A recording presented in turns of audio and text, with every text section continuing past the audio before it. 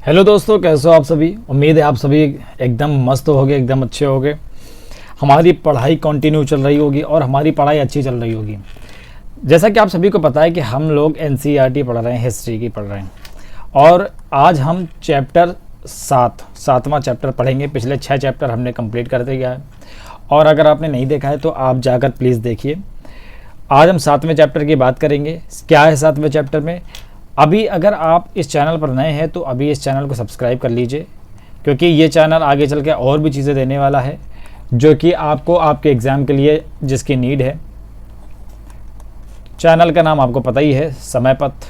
समय बड़ा ही नाजुक होता है, इसलिए समय पथ पीसीएस एकेडमी। अभी जाइए इसको सब्सक्राइब करिए और हम चलो सीधे मुद्दे पर आते हैं। कक्षा 6 की ये बुक है, कक्षा 6 की बुक का नाम है हमारे अतीत। और चलिए हम सीधे मुद्दे पर आते हैं। अब हम अपने चैप्टर पर चलते हैं। ये देखिए 7वें चैप्टर की आज हम बात करेंगे।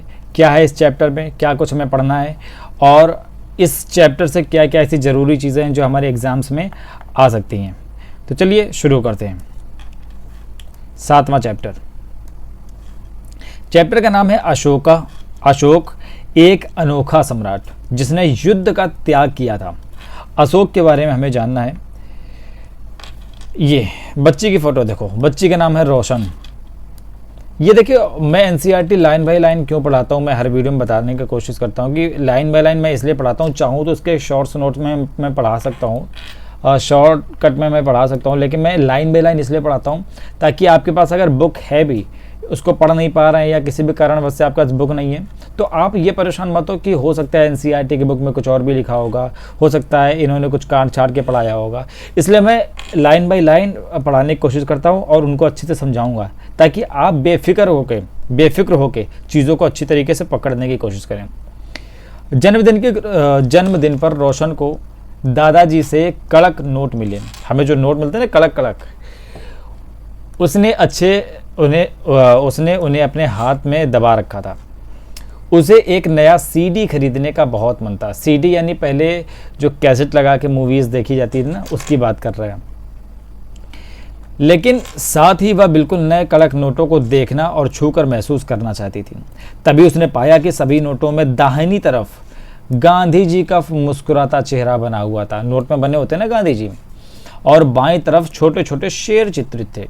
उसने सोचा आखिर यहाँ शेर क्यों बने हुए हैं, जो नोट में ये शेर बने होते हैं। रोशन ने सोचा कि ये इसमें शेर की फ़ोटो कहाँ से आई भाई, ये शेर क्यों बने हैं। एक बहुत बड़ा राज्य, एक साम्राज्य। हम जिन शेरों के चित्र रुपयों पैसों पर देखते हैं उसका एक लंबा इतिहास है। उन्हें पत्थरों को काट कर बनाया गया और फिर उन्हें सारनाथ में एक विशाल स्तंभ पर स्थापित किया गया।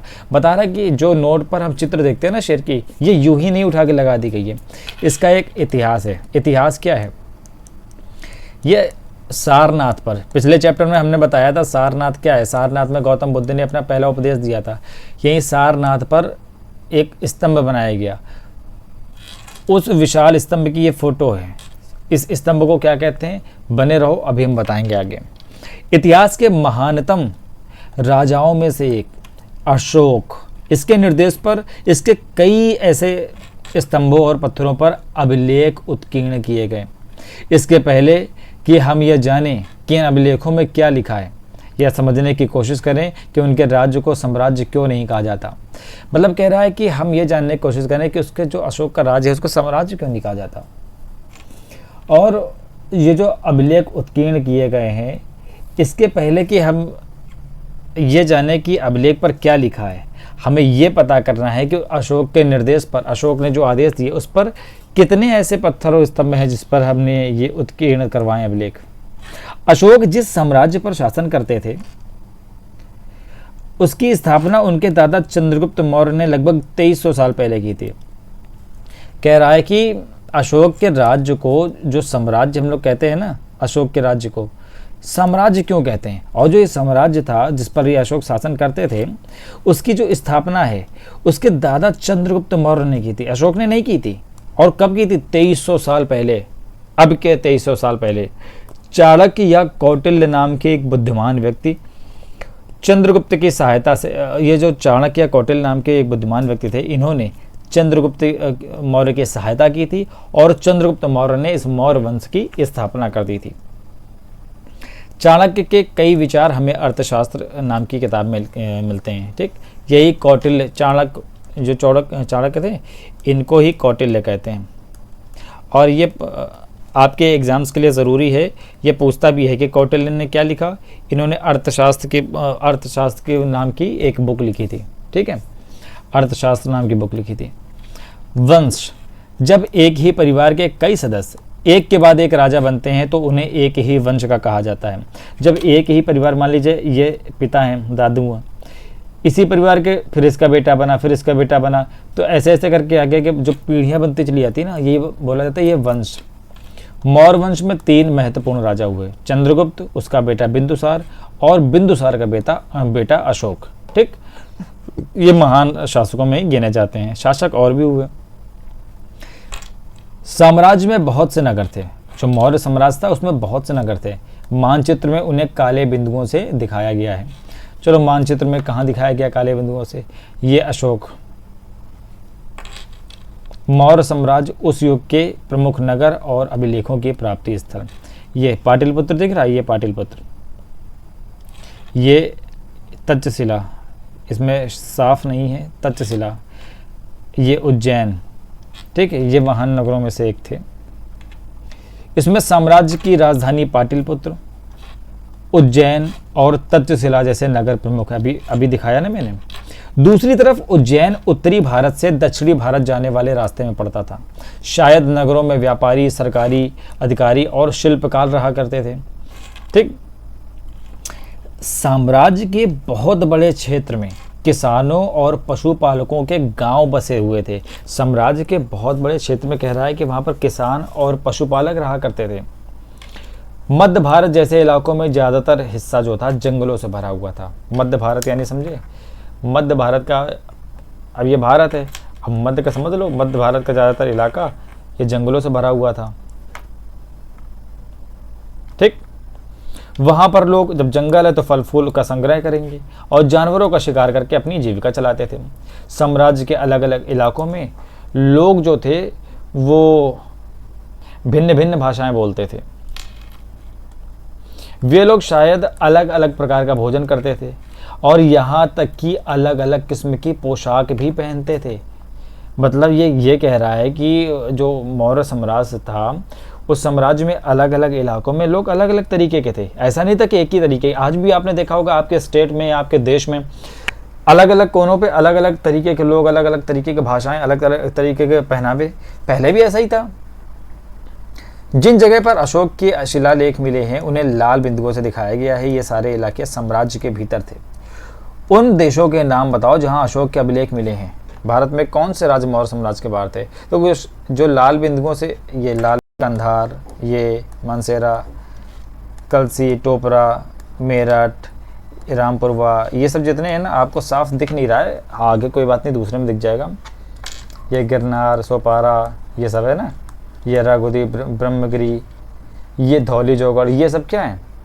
ये अशोक के काल के जो शिलालेख मिले यहाँ पर। शिलालेख, अशोक ने जो शिलालेख गुदवाए थे। ठीक है, राज्य साम्राज्य से कैसे भिन्न होता है?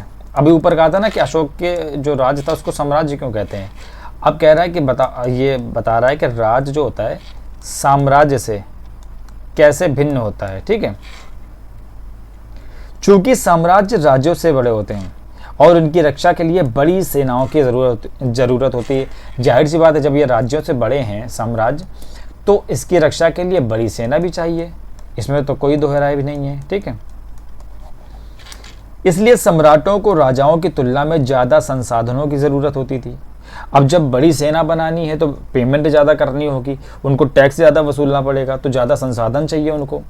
इसी कारण उन्हें बड़ी संख्या में कर इकट्ठा करने वाले अधिकारियों की भी ज़रूरत होती है, क्योंकि भाई उनके पास अब जिम्मेदारियाँ ज़्यादा हैं, ज़्यादा लोगों को पेमेंट करनी है।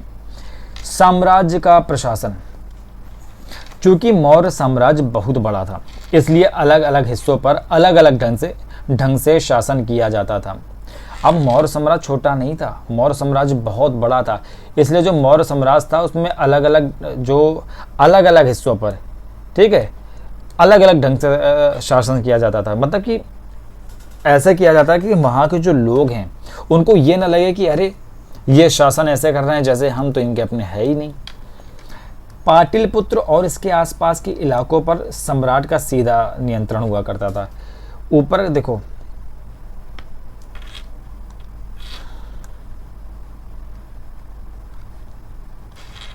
ये जो पाटलिपुत्र है इसके आसपास के इलाकों पर सम्राट सीधा, इसका सम्राट के सीधे अधीन था। सम्राट सीधे इसको देखता था। क्यों? क्योंकि भाई राजधानी यही थी, तो यहाँ पर सम्राट रहते थे। अब जब वहीं रहते हैं तो वहीं देखते हैं। जैसे मान लो दिल्ली में इसमें प्रधानमंत्री रहते हैं, तो जो दिल्ली है उसको प्रधानमंत्री देखेंगे, ऐसे था। इसका मतलब यह हुआ कि इलाके के गाँवों और शहरों के जो किसान हैं, पशुपालक हैं, शिल्पकार हैं, व्यापारी है, इससे कर इकट्ठा करने के लिए राजा अधिकारियों की नियुक्त करता था। जो राजा के आदेशों का उल्लंघन करते थे अधिकारी उनको सजा दे देते थे। इनमें से कई अधिकारियों को वेतन भी दिया जाता था। जो अधिकारी थे ना उनको वेतन दिया जाता था। संदेशवाहक एक जगह से दूसरी जगह घूमते रहते थे और राजा के जासूस अधिकारियों के कार्यकलाप पर नजर रखते थे। कह रहा कि जो संदेशवाहक थे, मैसेज इधर से उधर ले जाते थे, वो एक जगह से दूसरी जगह घूमते रहते थे और वो क्या करते थे, जो राजा के अधिकारी हैं इनके कार्यकलाप पर नजर रखते हैं कि कहीं ये भ्रष्टाचार में लिप्त तो नहीं है, घूसखोरी तो नहीं कर रहे हैं। इन सब के ऊपर सम्राट था जो राज परिवार एवं वरिष्ठ मंत्रियों की सहायता से सब पर नियंत्रण रखता था। समझ पाए? अधिकारियों की नियुक्ति करता था टैक्स के लिए, अधिकारियों पर नजर रखने के लिए संदेशवाहक, ठीक है, संदेशवाहक होते थे। और सबसे ऊपर कौन होता था? सम्राट होता था। सम्राट होता था। और ये जो सम्राट था राज परिवार एवं वरिष्ठ मंत्रियों की सहायता से सब पर, अब आज भी जैसे होता है ना मंत्रियों की सहायता से प्रधानमंत्री सारा सत्ता चलाते हैं, पहले भी ऐसा ही था। मौर्य साम्राज्य के भीतर कई छोटे क्षेत्र या प्रांत थे। इन पर तक्षशिला या उज्जैन जैसी प्रांतीय राजधानियों से शासन किया जाता था। जो मौर्य साम्राज्य था उसके भीतर कई छोटे क्षेत्र थे या प्रांत थे, प्रांत बना दिए गए थे। जैसे आज भारत है, भारत के अंदर छोटे छोटे प्रांत है ना, स्टेट हैं छोटे छोटे, जैसे कि उत्तर प्रदेश, मध्य प्रदेश, ऐसे करके स्टेट हैं और ऐसे शासन होता है। ऐसे ही पहले था मौर्य साम्राज्य में। इन पर जो तक्षशिला या उज्जैन जैसी प्रांतीय राजधानियों से शासन किया जाता था। कुछ हद तक पाटलिपुत्र से इन क्षेत्रों पर नियंत्रण रखा जाता था और अक्सर राजकुमारों को वहां का राज्यपाल या गवर्नर बनाकर भेज दिया जाता था। समझ गए?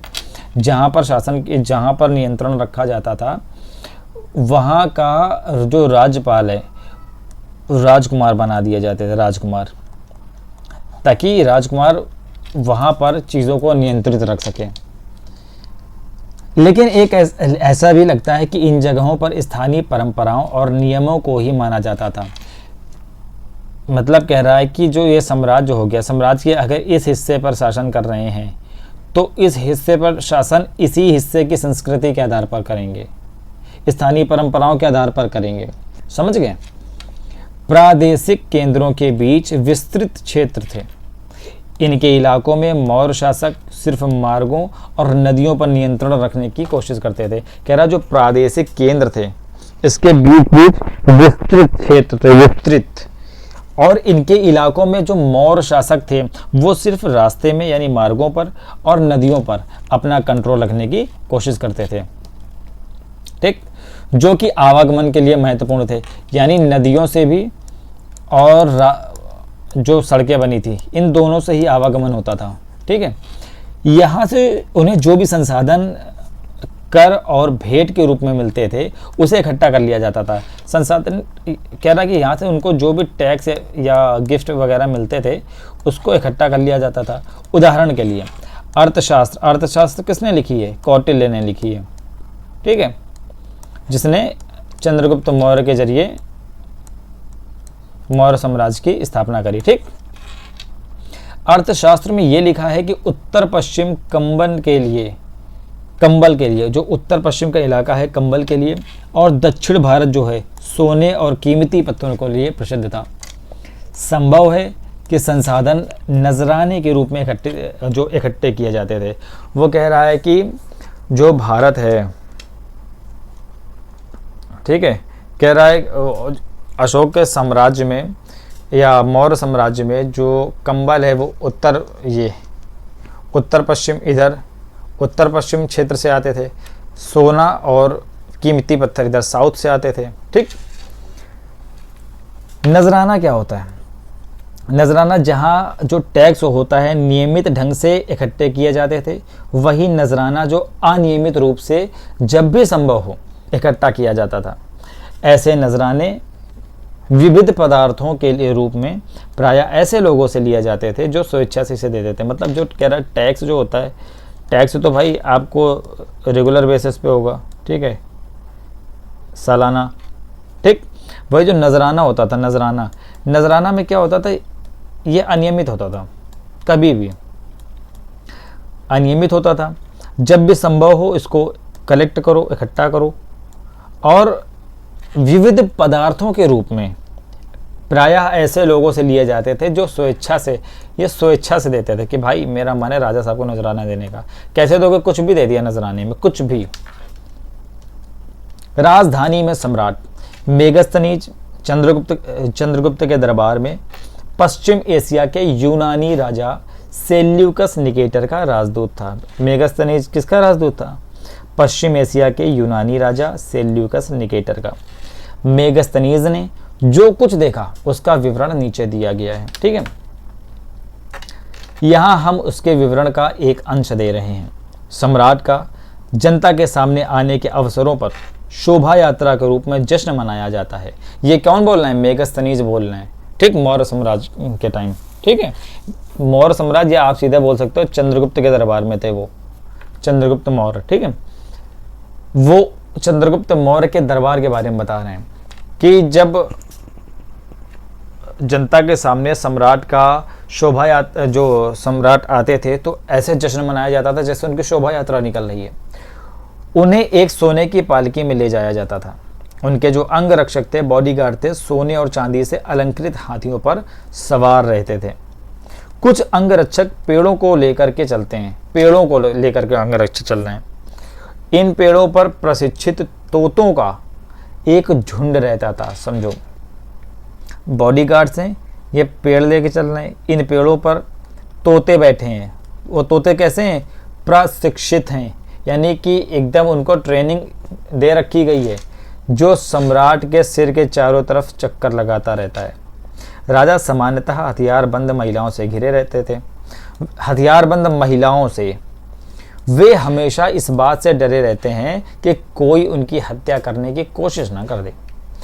उनके खाना खाने के पहले खास नौकर उस खाने को चखते हैं कि भाई इसमें कोई जहर तो नहीं है। वे लगातार 2 रात एक ही कमरे में नहीं सो पाते। वो आज इस कमरे में सोएंगे तो कल उस कमरे में सोएंगे, अगले दिन किसी और कमरे में सोएंगे। उनको ये डर रहता था कोई उनकी हत्या ना कर दे। कितने इनसिक्योर रहते थे वो। पाटलिपुत्र के बारे में यानी पटना के बारे में उसने क्या लिखा? यह एक विशाल और खूबसूरत नगर है।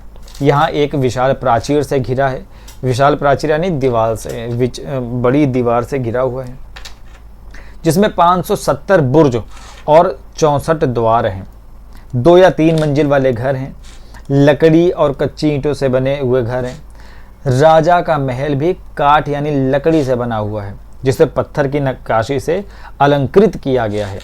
ये चारों तरफ से उद्यानों और चिड़ियों के लिए बने बसेरों से घिरा हुआ है। कौन? पटना। ये लिखा मेगस्थनीज ने, जो कि चंद्रगुप्त के दरबार में आए। ठीक है, चलो आगे पढ़ते हैं।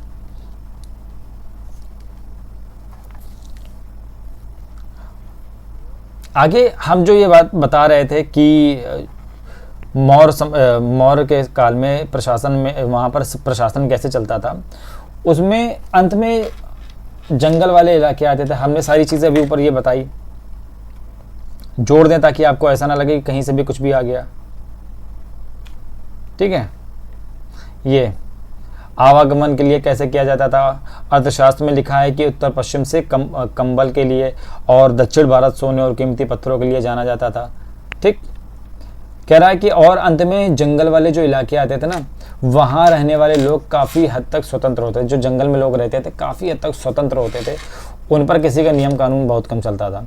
उनमें उनसे यह उम्मीद की जाती थी कि वो मौर्य जो पदाधिकारी हैं उनको हाथी, लकड़ी, मधु यानी कि शहद और मोम जैसी चीज़ें ला ला कर देते रहेंगे। अशोक एक अनोखा सम्राट। अशोक मौर्य वंश का सबसे प्रसिद्ध शासक है, ये तो आपको भी पता है इसमें। और अशोक बहुत महत्वपूर्ण है आपके देश के लिए भी, आपके एग्जाम्स के लिए भी।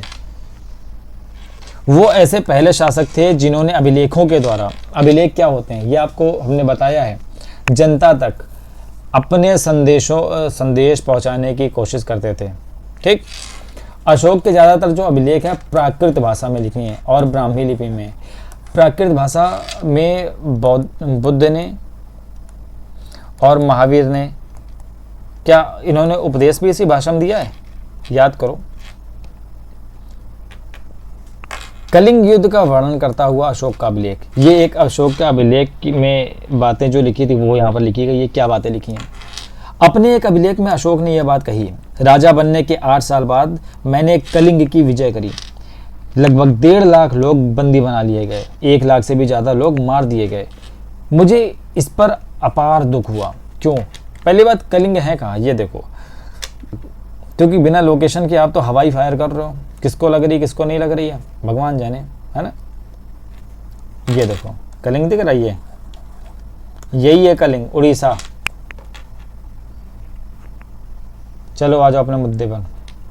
अशोक कह रहे हैं कि वहाँ पर मैंने करीब 1.5 लाख लोगों को बंदी बना दिया, 1 लाख से भी लोग को मार दिया और मुझे बड़ा दुख हुआ। एक्चुअली जब किसी स्वतंत्र देश को जीता जाता है तो लाखों लोग मारे जाते हैं। अशोक कह रहे दुख हुआ, लेकिन दुख क्यों हुआ भाई? जब अगर किसी स्वतंत्र देश को जीत रहे हैं तो ये तो ऑब्वियस है ना कि वहाँ लाखों लोग मारे जाएंगे, बहुत सारे बंदी बनाए जाएंगे। इसमें ब्राह्मण और श्रमण भी मारे जाते हैं। जो लोग अपने सगे संबंधियों और मित्रों को बहुत प्यार करते हैं तथा दासों और मृतकों के प्रति दयावान होते हैं, वे भी युद्ध में या तो मारे जाते हैं या अपने प्रियजनों को खो देते हैं। इसलिए मुझे पश्चाताप हो रहा है कि मतलब जो बेचारे प्रियजनों खो देते हैं, बेचारे वो ही मर जाते हैं जो किसी के प्रति दयावान होते हैं। अशोक के आगे कह रहा है कि अब मैंने धम्म पालन करने एवं दूसरों को इसकी शिक्षा देने का निश्चय कर लिया है।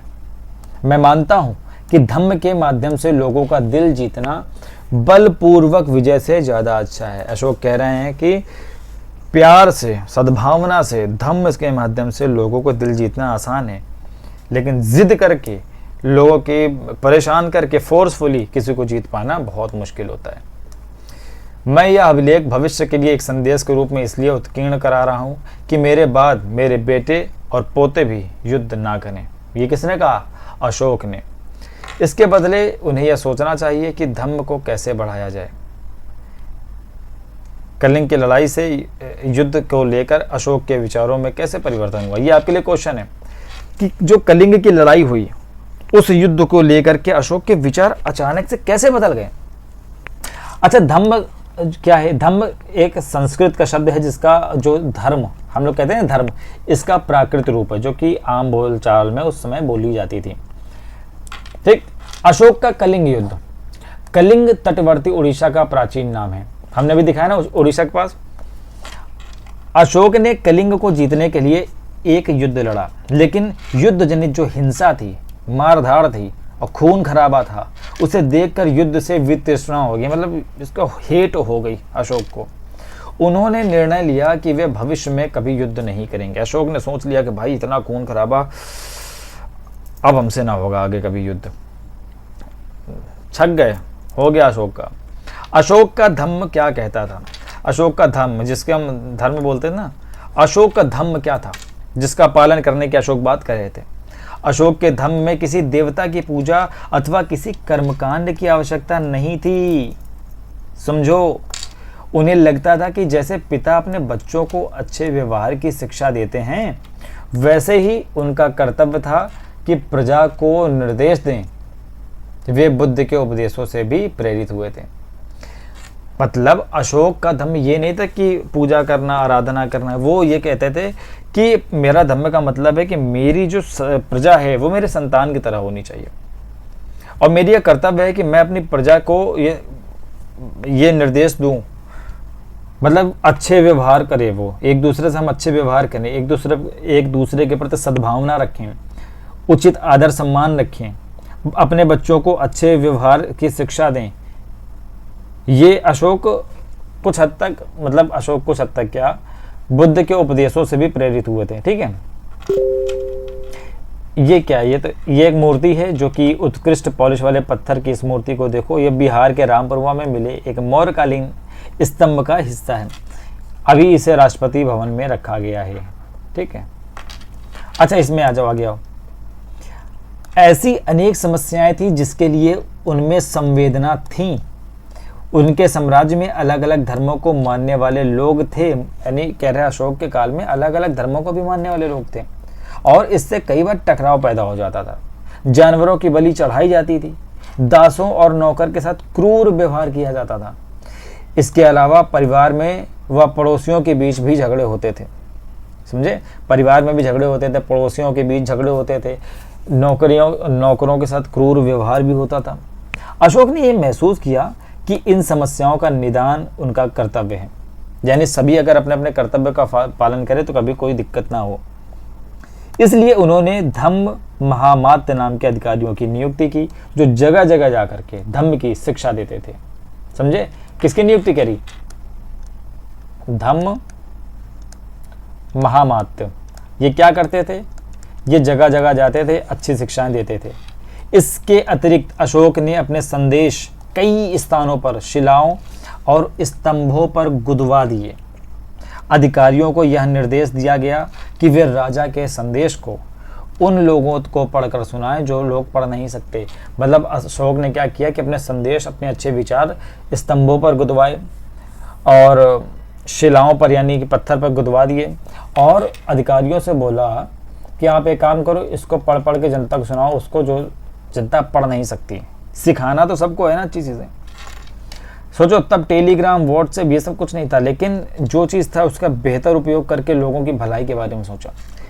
अशोक ने धम्म के विचारों को प्रसारित करने के लिए सीरिया, मिस्र, ग्रीस और श्रीलंका, इनमें अपने दूत भेजे। कहाँ कहाँ? सीरिया, मिस्र, ग्रीस, श्रीलंका। इसको लोकेशन पर देखो अपने मैप में। उन्होंने सड़कें बनवाई, अशोक ने सड़कें भी बनवाई, कुएं भी खुदवाए और विश्राम गृह भी बनवाए जहां पर आराम किया जा सकता है। इसके अतिरिक्त उन्होंने मनुष्यों और जानवरों की चिकित्सा की भी व्यवस्था की। मतलब आदमियों की या पुरुषों की या महिलाओं की या बच्चों की, सबकी, यानी इंसान की, मानव की और जानवरों की, दोनों की चिकित्सा व्यवस्था भी उन्होंने करवाया। अपनी प्रजा के लिए अशोक के क्या संदेश थे? लोग विभिन्न अवसरों पर अनुष्ठान करते हैं। उदाहरण के लिए, जब वे बीमार होते हैं तब जब उनके बच्चों का विवाह होता है तब अनुष्ठान करते हैं। जब वे बीमार होते हैं तब अनुष्ठान करते हैं। बच्चों के जन्म पर और जब यात्रा शुरू करते हैं तब वे तरह तरह के अनुष्ठान करते हैं। ये कर्मकांड किसी काम के नहीं हैं, ये अशोक कहते हैं। इसके बदले यदि लोग दूसरी रीतियों को माने तो वो ज़्यादा फलदायी होंगे। ये अन्य प्रकार की रीतियाँ क्या हैं? अशोक कहना है कि ये जो कर्मकांड कर रहे हो कोई फायदा नहीं है, इससे अच्छा है कि तुम दूसरी रीतियां मानो। दूसरी रीतियां कौन सी? ये हैं अपने दासों और नौकरों के साथ अच्छा व्यवहार करो। कहना है कि यार जो व्यवहार है ना उसको सुधारो पहले तुम, कर्मकांड करने से कुछ नहीं होगा। बड़ों का आदर करना सीखो। बड़ों का गाली गलौज कर रहे हो और जाके भगवान के सामने अगरबत्ती सुलगा रहे हो तो कोई फायदा थोड़ी ना है। तो आदर करना सीखो। सभी जीवों पर दया करो। एक तरफ कह रहे हो कि प्रभु प्रणाम स्वीकार करो, ऐसा है वैसा है, दूसरी तरफ गाय को मार रहे हो, भैंस को मार रहे हो, या किसी भी जानवर को इतना मतलब ब्रूटली तरीके से मार रहे हो, हैं? ब्राह्मणों तथा श्रमणों को दान देना। जो ब्राह्मण हैं यानी जो संत हैं, जो विद्वान लोग हैं, पूजा पाठ कराते हैं, उनको दान दो। श्रमणों को दान दो। अपने धर्म की प्रशंसा या दूसरे के धर्म की निंदा करना, दोनों ही बातें गलत है। आज हम क्या करते हैं? हमारा धर्म बहुत अच्छा है, हमारा धर्म ही अच्छा है, और जो सामने वाले का धर्म है वो नीचा है, बेकार है। सामने वाले को मार दो, सामने वाले के साथ ये कर दो, सामने वाले के साथ वो कर दो, इससे बोलो ये मेरा धर्म अपना ले। ये सब चीज़ें करते हैं ना। बुद्ध कहते हैं अपने धर्म की प्रशंसा करना और दूसरों के धर्म यानी धर्म की बुराई करना, ये गलत है। हर किसी को दूसरे धर्म का आदर करना चाहिए। ठीक है भाई, तुम्हारा धर्म भी अच्छा है, मेरा धर्म भी अच्छा है। यदि कोई अपने धर्म की बड़ाई और दूसरे धर्म की बुराई करता है तो वह वास्तव में अपने धर्म को ज़्यादा नुकसान पहुंचा रहा है। अगर मैं कह दूं कि मेरा धर्म अच्छा है, तुम्हारा धर्म बुरा है, तो मान लो कि मैंने अपने धर्म को ही नुकसान पहुंचाया है। इसलिए हर किसी को दूसरे के धर्म के प्रमुख विश्वासों को समझने की कोशिश करते हुए उसका आदर करना चाहिए। ठीक। भारत के पहले जो प्रधानमंत्री थे पंडित जवाहरलाल नेहरू, उन्होंने लिखा है, उनके धर्मादेश यानी कि अशोक के धर्म के प्रति जो आदेश थे, आज भी हमसे एक ऐसी भाषा में बात करते हैं जिसे हम समझ सकते हैं और जिनसे हम बहुत कुछ सीख सकते हैं। अशोक ने धम्म के विचारों को दूर दूर तक फैलाने के लिए उन बातों को बताया जो आपके अनुसार आज भी प्रासंगिक हैं। अशोक के जो संदेश हैं, अशोक के जो मैसेज हैं, कि उन हिस्सों को बताओ जो आज भी प्रासंगिक हैं। ये आपके लिए प्रश्न है। ब्राह्मी लिपि के बारे में जानो। आधुनिक भारत की ज़्यादातर लिपियां जो हैं पिछले सैकड़ों वर्षों में ब्राह्मी लिपि से ही उत्पन्न हुई हैं। यहाँ आप अक्षर को अलग अलग भाषाओं में देख सकते हो। देखो ये छोटा से अनार, ठीक है। देवनागरी, हमारी लिपि क्या है? देवनागरी। और यही आरंभिक जो शुरुआती ब्राह्मी लिपि है उसमें कैसे लिखा जाएगा, ये देखो बना है ना, छोटा से अनार हमारे यहाँ देवनागरी में ऐसे लिखा जाएगा। इसमें ये देखो, जैसे हम त्रा बनाते हैं ना, त्रा जैसे हम लिखते हैं ये त्रा, वैसे ही शुरू में ब्राह्मी लिपि में इसको कहते हैं। ब्राह्मी लिपि से ही सारी भाषाओं को जन्म हुआ। ऐसे ये रहा आ ब्राह्मी लिपि में, ये हिंदी में यानी देवनागरी में, बांग्ला में देखो है ना डिज़ाइन, ऐसे बनाते हैं। बांग्ला में क्या कर दिया, ये ऐसे कर दिया, ठीक, ऐसे। और हम जो ऐसे बनाते हैं हिंदी में, उसको मलयालम में ऐसे उल्टा कर दिया। और देखो ऐसे करके यूं, ये है वैसे ही डिज़ाइन। तमिल में ये ऐसे कुछ करके कर दिया, ये मतलब एक ही अक्षर को घुमा घुमा कर लिखने का, हर भाषा में लिखने का। ब्राह्मी से सारी भाषा निकली हैं, अधिकतर भाषाएं, लेकिन लिखने का तरीका थोड़ा थोड़ा उन्होंने क्या किया, बदल लिया। तो ये चीज़ें देख रहे हो कि ब्राह्मी भाषा हो या अशोक के संदेश हो, अशोक के संदेशों ने क्या कितना बढ़िया हमें चीज़ें बताई।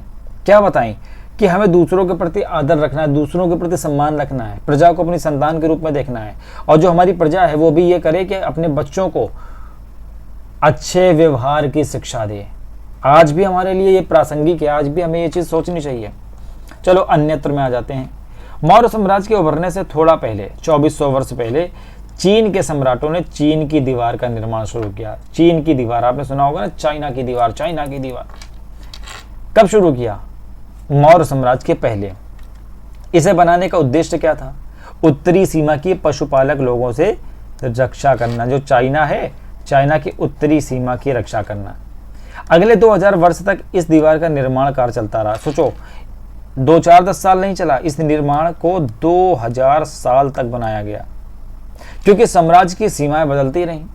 यह दीवार लगभग 6400 किलोमीटर लंबी है। अब 2000 साल कोई चीज़ बनी हो तो क्या छोटी मोटी वो होगी भाई? 6400 किलोमीटर लंबी, 6400 छोटा नहीं होता 6400। तथा पत्थर और ईंट से बनी है। इसके ऊपर जो सतह है सड़क जैसी चौड़ी है, ये दीवार है, और इसके बीच बीच में यहाँ ना बस सड़क जैसे चौड़ा चौड़ा है। ये देखो दीवार बनी है। इस दीवार को बनाने के लिए हज़ारों लोगों को काम करना पड़ा। ऑब्वियस यार 2000 साल तक कोई दीवार बन रही है, ठीक है, 6400 किलोमीटर लंबी है, तो उसमें हज़ारों लोग ही लगे होंगे। हर 10 से 20 मीटर की दूरी पर इस पर निगरानी के लिए बुर्ज बनाए गए। ये देखो बुर्ज बने, ये 100 से 200 मीटर की दूरी पर। पड़ोसी देशों के प्रति अशोक का रवैया चीनी सम्राटों के रवैये से भिन्न था। चीनी सम्राट जैसे पड़ोसी देशों के को देखते थे कि वहाँ से लोग आ न जाएं, इसलिए दीवार बनवा दो। हमारे अशोक लोग ऐसे नहीं देखते थे। हमारे अशोक लोग की नज़रिया चेंज था। हमारी अशोक की पॉलिसी अलग थी, फॉरेन पॉलिसी अलग थी, ठीक। अब ये कुछ चीज़ें हैं जो आपके क्रिएटिव वर्क है, हर बार की तरह मानो तो देखना, नहीं मानो तो मत देखना, ठीक है। चलो, तो ये वाला चैप्टर हमने अच्छे से कंप्लीट कर लिया। हमारे 7 चैप्टर हमने अच्छे से कंप्लीट कर लिए और कल हम पढ़ेंगे 8वां चैप्टर। अगर भाई चैनल को सब्सक्राइब नहीं किया तो अभी जाकर सब्सक्राइब करो और बेल आइकन ज़रूर दबा लेना। और एक चीज़, लाइक कर दिया करो, इससे आपका कुछ जाएगा नहीं, हमारा हौसला बढ़ता है। जो सुझाव हो, जो बात हो, उसको कमेंट सेक्शन में लिखो और मुझे भी बताओ। पर्सनल बात करनी है तो टेलीग्राम पे आ जाओ, नाम डालो मेरा रोहन वाजपेयी और मुझसे बातें कर लो, जो भी आपकी बातें हैं। ठीक है, चलिए जुड़ते रहिए हमारे साथ, अपने दोस्तों में शेयर कीजिए। Thank you so much. मिलते हैं अगले वीडियो में, तब तक के लिए अपना ख्याल रखें। Bye bye.